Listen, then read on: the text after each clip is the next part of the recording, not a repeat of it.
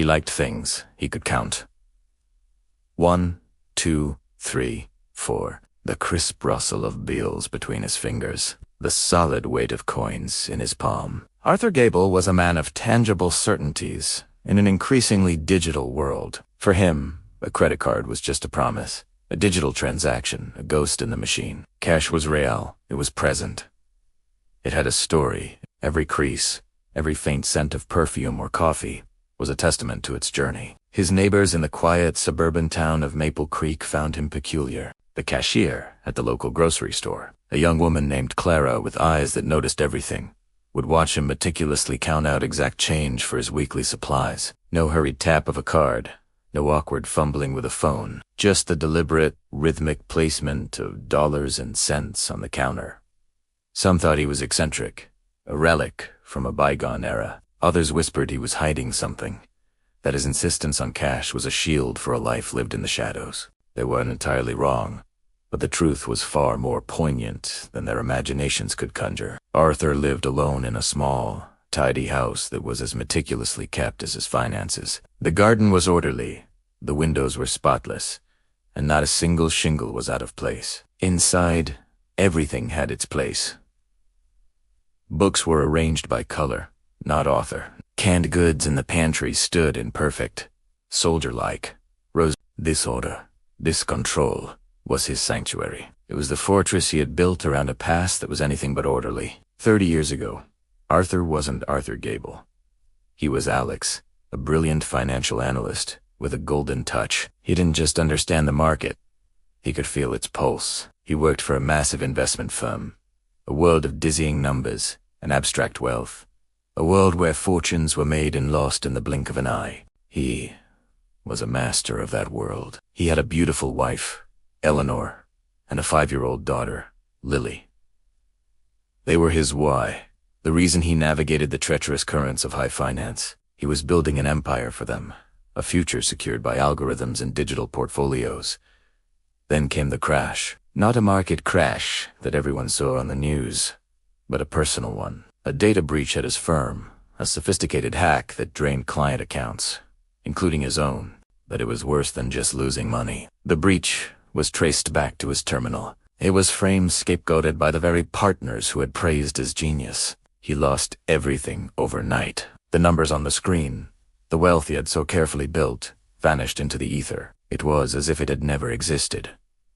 The ensuing scandal tore his life apart. Legal battles consumed his savings. The whispers and accusations shattered his reputation. Eleanor, who had loved the life he provided but couldn't withstand the shame of its loss, left him, taking Lily with her. The last thing he saw of his daughter was her small face pressed against the rear window of a taxi, a single tear tracing a path through the grime on the glass.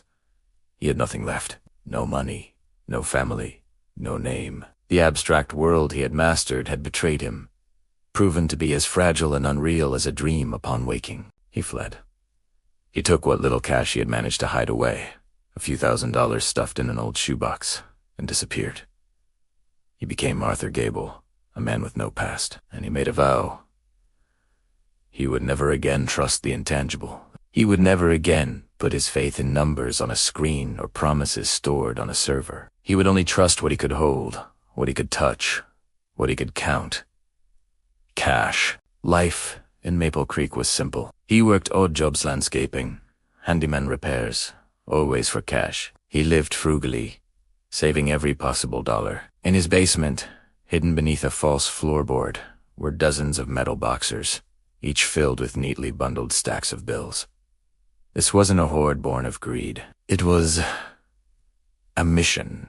Clara, the cashier, was the first to see past the oddity. She saw the sadness in his eyes, the deep lines of a life lived with heavy burdens. One day, as Arthur paid for his groceries, a small, worn photograph slipped from his wallet and fluttered to the floor. Clara picked it up.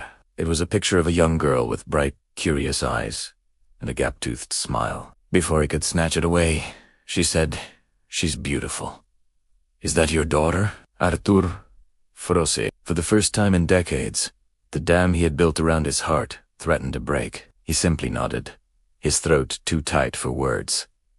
He took the photo, his hands trembling slightly, and hurried out of the store, leaving his change on the counter. That small interaction changed something. Clara started saving the crispiest, newest bills for him. She'd make small talk, asking about his garden or the book he was carrying. Slowly, cautiously, Arthur began to let a little bit of light into his fortress. He started talking back, sharing small, safe details about his day. He found himself looking forward to his weekly grocery trips, to the brief moments of human connection. One evening, while reading the local paper, an article caught his eye. It was about a new community project, a shelter for families who had lost their homes. They were struggling for funding. The article mentioned the lead organizer, a social worker who had dedicated her life to helping others after her own difficult childhood. Her name was Eleanor Vance, and the accompanying photo showed a woman with familiar eyes. Older now, but unmistakably the woman he had loved. Standing beside her, her arm linked through her mother's, was a younger woman with the same gap-toothed smile from the photograph in his wallet. Lily. His world tilted on its axis. Tiwari in a town not 30 miles away. The article detailed their struggle, how a lack of funding was about to shut the project down, leaving dozens of families with nowhere to go. Arthur went down to his basement. He opened the floorboards and pulled out the metal boxers.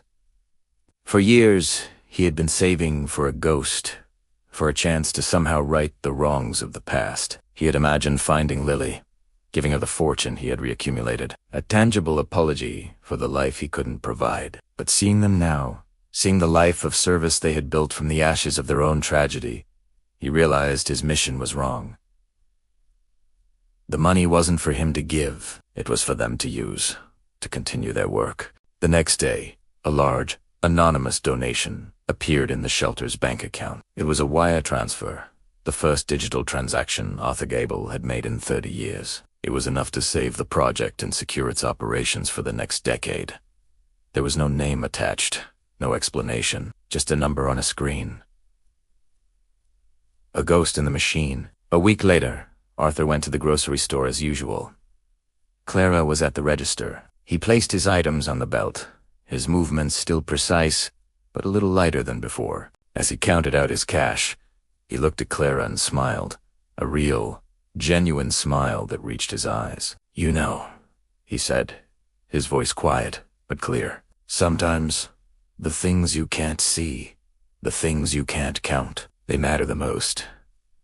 Clara smiled back, a knowing, gentle smile. She handed him his receipt, her fingers brushing his for just a moment. It was a simple, human connection. Tangible. Real. Arthur Gable still preferred to pay in cash. He still liked things. He could count, but he was learning that the true value of things, of love, of forgiveness, of second chances, couldn't be held in your hand. It could only be felt in your heart. And for the first time in a very long time, his own heart felt full. He left the store, leaving a generous tip in the jar, and walked out into the sunshine, a man no longer counting his losses, but finally counting his blessings. Thanks for watching. If you enjoyed this story, don't forget to like, subscribe, and hit the notification bell for more content like this.